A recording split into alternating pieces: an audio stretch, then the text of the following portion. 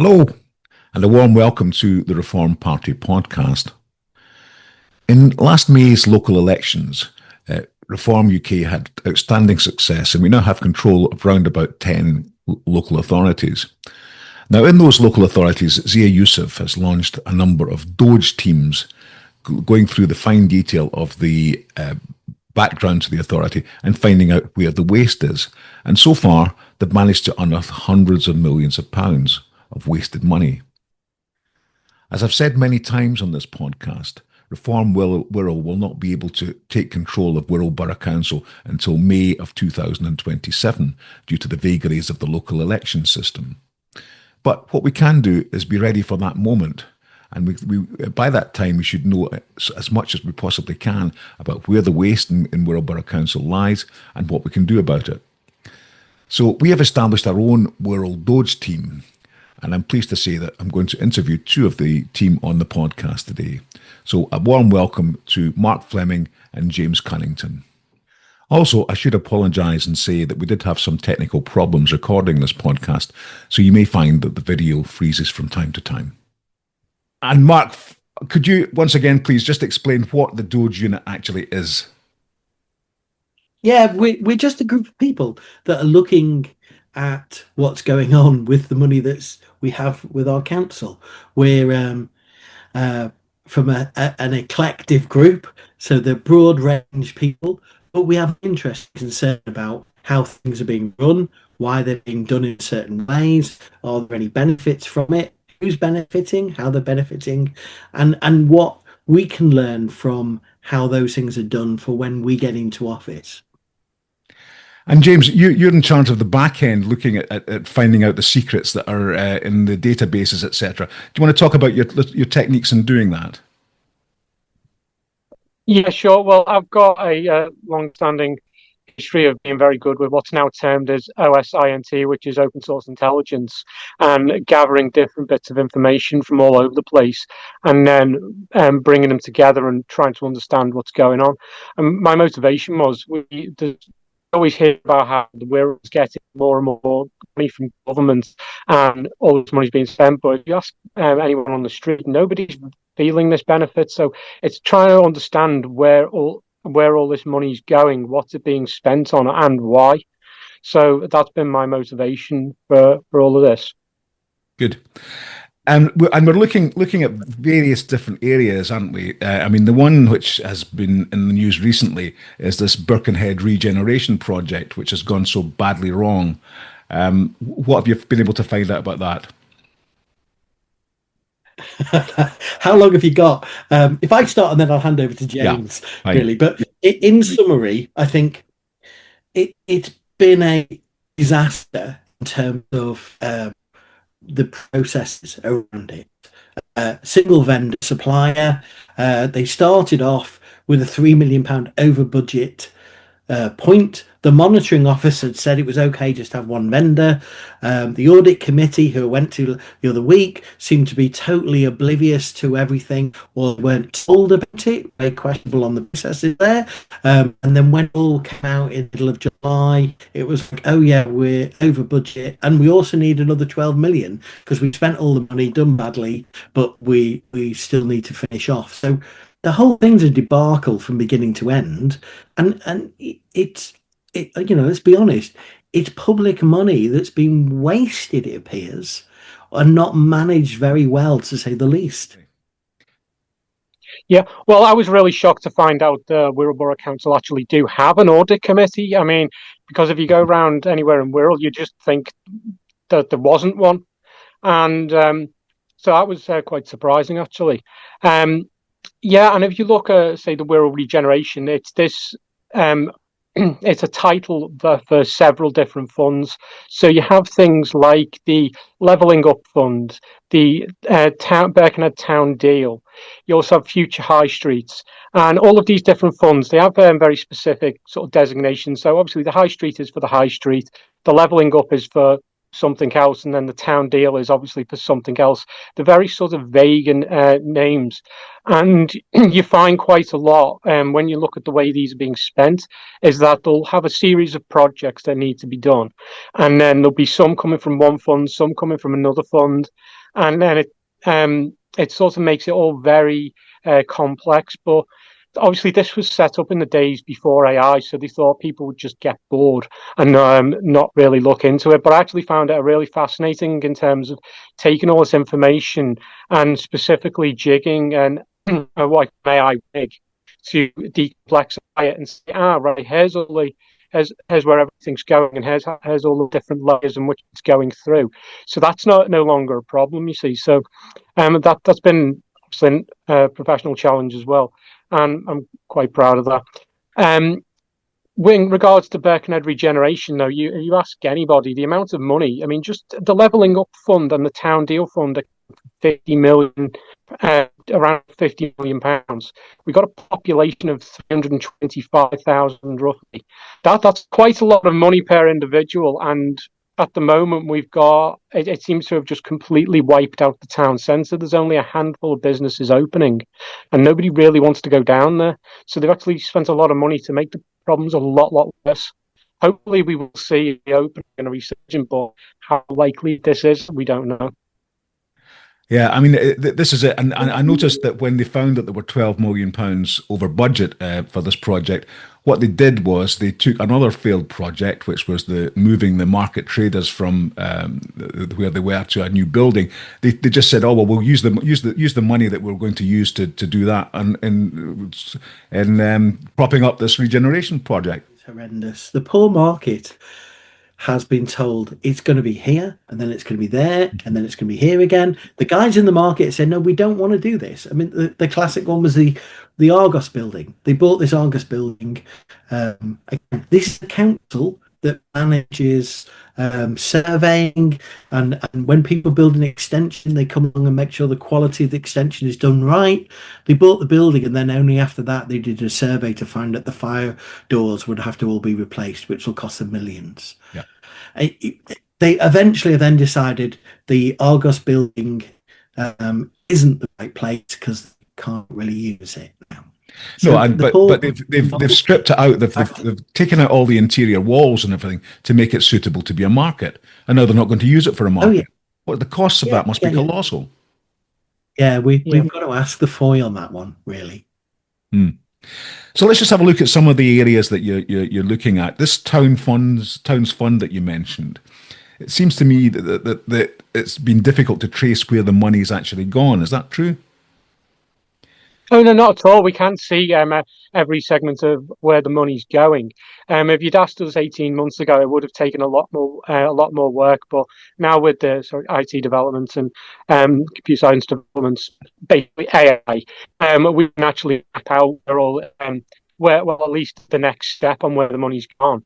So I believe it was the town deal. I can't remember offhand what the town deal went towards. That was several other smaller projects. The levelling up fund, I believe, went to fund the Merseyside and the Woodside ferry regeneration, which is interesting. Yeah. And there are questions on that, aren't there, in terms of the ownership of some of the businesses that went in there? Oh, yeah. Well, I can't comment obviously on the businesses of. Or maybe somebody else wants to. Yes, we know where they. We all know. But we know that the actual terminal was owned by Mersey Travel, which is understandable because it's a ferry. There then appears to be an agreement for Peel to rent the inside out for a food court, and then there's another agreement for the outside of the area as well to be used as a small market. So, yeah, we've managed to find and establish all the information, and with the businesses in there as well. Yeah, good. Yeah, we've been looking at all the relationships around those businesses, who owns what, why they own it, when they started, in relationship to the funding. Yeah. That'll be instructive. What we also, some of the money, as I understand it, went to the Birkenhead regeneration project. Some of it went to the Woodside ferry terminal project, and some of it also went for the refurbishment of Edgerton House. And Edgerton House is interesting because that was then subsequently sold to Wirral Chamber of Commerce. Is that right? It's very convoluted, but effectively they were going to use the building. They spent, I think it's 1.3 million on it, refurbishing it, making it nice, and then they decided we can't manage it. We're going to sell it to the Chamber of Commerce. Some people would say that's asset stripping, and the benefit from that would be that somebody gets a very nice building. Whether that money had come back into the coppers for Wirral Council, we're still trying to trace that right now and understand how that relationship worked, where the money is returned. I'm sure it has. I'm sure the businesses are doing the right thing, but it does seem, if you're a business and the local council kindly refurbish the building you're in and then offer it to you, it would be silly of you not to purchase it if it's a good building, and that appears to be what's happened here. Yeah. And the council have made some terrible purchases, haven't they? I mean, the ones I know about are, for example, the Pyramid Shopping Centre, which is now worth a fraction of what they paid for it. And also the View Cinema. Have we got anywhere with those ones? And that was initially they paid around £14 million. It was then later revalued at only £7 million. But then after that, there was another bill of £3.5 million to replace, to bring it up to standard. So essentially, the asset really now would only be worth £3.5 million, but they ended up paying 14 for it. That's a lot of people's council tax. That's a lot of the things that they spent that money on. Yeah, bin collections, SEN support. It seems a lot of waste. Absolutely. Have you had a look at some of the loans that the council have? They have an awful lot of what they call these LOBO loans, lender option, buyer option loans. Have we anywhere with that? I did a FOI when I first started, when I got involved, and initially. I started this, getting involved in it when I looked at the Wirral Council's financial statement budget report last year. I sat down, I think it was in October of last year, and started doing some analysis from it, from my background. And one of the things that was quite interesting was these LOBO loans. And I didn't really understand them, and I still don't to a degree. But the thing that worried me was I was going to say a payment. There was a £10 million payment that was required in this year's budget when they forecast it last year or in 2026. And the thing was the council already over budget. So how on earth were they going to manage that? The only outcome I can see is that they effectively have to refinance again. So we're paying more interest on something which has been badly managed to start with. And that appears to be the unfortunate dilemma that they're constantly in. They never get us out of debt. They never get us into a better position financially. And the only people who seem to be benefiting are those people that did the money. There's a lot more of the local that I want to look at, but that was my first enter, and the first time I did a FOI with a council, and the first time I started to ask questions for me. And I'll just say, Ken, one of the things I found very useful, and I think James has as well. I didn't understand how councils work. I've never really been involved in any of this, and it's only when we started looking and asking questions that we've begun to understand how it works badly, how inefficient it is, how much waste we seem to be finding, and as I want to stand as a councillor in the election, I found it useful to begin to understand how this all works together, why things are done in certain ways, how they're done. I think that's going to equip me to be better in the job, and better to be able to make objective observations when I'm there. It's quite clear that there's massive inefficiency and inability of the committees to work in an efficient way. The very fact that the audit committee didn't seem to know anything about the overspend of 3 million when they started the Birkenhead regeneration project, you have to ask yourself, well, what are you fit for if you can't even do the basics? And you have to say to yourself, why are they unable to do that? How come they haven't held anybody to account? Why is the tender process, where it was only one vendor in the process, how come the monitoring office signed off? The audit committee were oblivious to it till the last audit committee meeting, it would appear. These are things that we want to be able to go in when we get elected to start to poke a stick at properly and say, this process isn't right. We want to make it better. We don't want to waste people's money. It isn't about hurling and just causing disruption. This is about understanding why we're in the mess we're in and what we can do that's better. Quite clearly, the guys who are there now seem to be sitting back and complacent. Whether you're a councillor or an employee, it seems, you don't seem to be bothered or concerned about the fact that you're wasting people's money that could be used in a better way. And we want to stop that. It's not right. Sorry, I'm ranting. I don't mean to. But I'm passionate because I'm concerned. I live here. This affects every one of us, and it shouldn't be allowed to continue. Yeah. And James, am I right in saying that you're planning to be one of the 66 councillor candidates in May 2027 as well? Yeah. I'm obviously, I want to become a councillor, and I'm really trying to get to grips with the mechanics of how councils work. And ever since Doge was formed, I've really managed to look into it and go, what on earth are you guys thinking? I mean, we mentioned, we were talking about this earlier, the way our council money should be for the benefit of our area. And you find that a lot of the mechanisms their councils try and do each other's job for them. So you'll have quangos, like the pension fund. The pension fund's mainly managed in Wirral, so we're managing the pension fund for 15 other councils. Yeah, our money's being spent to pay for those employees. Now you get quangos and they're occasionally. You need things like, say, Mersey Travels, for instance. You need. You'll also have other departments like the police, Merseyside Fire Brigade, these cross-regional organisations. That's understandable, but when you start going into like the pension funds and realising how much our personal tax is being paid to solve problems for another council, that's when it becomes ridiculous. And we've seen some of these fangos span all the way across like the north, the west, London. So we're handling problems for other councils, and I don't think that's right. I think the idea when they incepted these organisations was, if we band together, then we might be able to do things cheaper or more efficiently. But what they didn't account for was that when you band things together, yes, you do get benefits of scale, but you also get problems as well. And then those problems are footed by the people of Wirral.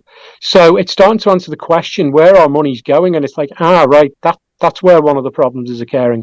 And nobody in the council seems to have had the guts to stand up and say, right, this has gone wrong. It's a structural problem. We just need to sort it out. We don't want to take the risk of being put the head above the parapet. And if they change something, then and it goes wrong, then they would be, it would be on their head, not. So there's this sort of culture of, well, I'll just go with the flow. It's not my problem. And I'm right in saying that Reform Wirral Doge has now got a bit of a public perspective. I mean, I've heard it mentioned a couple of times in the council chamber at council meetings. And the other thing that's happened is that with that, we've started to get a number of whistleblowers coming to us with stories, haven't we? Yes. It's quite interesting. We've had some very detailed information which we're looking at, because obviously we don't know if it's correct or not. We can't validate it or pass it on to any legal organisation if needed, before we would like to make sure it's right. We wouldn't want to be in a position where somebody said something and we're saying, oh, this is really bad, and it not being correct. So we will do. And what we've done where people have said things is we've looked into it ourselves. We've looked into what we can find out, and we appear to have skills that others don't, between us and the rest of the team. And we'll look at things and we'll weigh up what does it make sense. And very often it's done with two different people. So one person will look at one thing, pull it together, give it to somebody else. Does that make sense? Can you follow that? And they'll look at it as well. We've had a variety. Let me just qualify that. We've had a variety of whistleblowers saying different things. Some of it very serious, in which case it may end up going out to legal organisations for them to look at. In other cases, it's things where people are saying this has happened in the past, this is wrong, and we want to learn from that to see if it's of any value to not repeat it. Yeah, some of the stories I've heard, if they turn out to be true, which is of course the big thing, that once we can show that they're definitely true, we wouldn't be going to the press with them. We would be going to the police. Oh yes. Yeah, if I might say something, yeah. Some of these things that we've looked at, I don't know any particular names. I've just looked at sort of some parts of it. I've taken advice as well, looking at it, and if these are true, then we just got to say, I hope some of the people who did this, they like the taste of prison food, because they're going to be eating an awful lot of it. We're being responsible in how we're handling this information, aren't we? Yeah, very much so. We're very careful in what information we share, how we share it, what it means, how we look at it, and we don't allow it to be shared broadly or across more than enough people. Again, because it's reputational. It's reputational in the sense of somebody may say, "Well, this has happened in the organisation in Wirral Borough Council." So we want to make sure we can see that. If it's a money trail, can we see the money trail? It's a question of organisational structure or individuals in the organisation. Can we demonstrate that person was in the position when somebody said they were doing this? There's some really basic factual things that we can do to just track and look at, and that's not overstep or understep. I think that's right, because it's like any press organisation. If something's said, you need to have 2 or 3 different sources to validate what's being said before you can go any further with it. We use the same sort of principle and use that approach to make sure that anything that is said to us verbally, that we understand whether it's something that can be validated before we get any further. Well, look, that's great. I mean, I think what we'll do is I'll put up at the end of this video our contact details. So if there's any whistleblowers out there who watch this, they'll have the contact details and they can contact us.